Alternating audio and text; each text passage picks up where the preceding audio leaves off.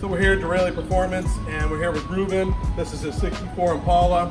Last week we did the Facebook Live with Lowrider magazine, and Joe, kind of went through the whole thing of the install. But we put an electric fan with a Shroud on this car, a PWM fan controller, and he had a cooling issue, but now we're going to get it nice and cool. Everything's working great. Ruben here, what do you think? Pretty good. No more cooling problems. Right, exactly. You ready to go for a cruise? Yeah, ready. Okay, let's go.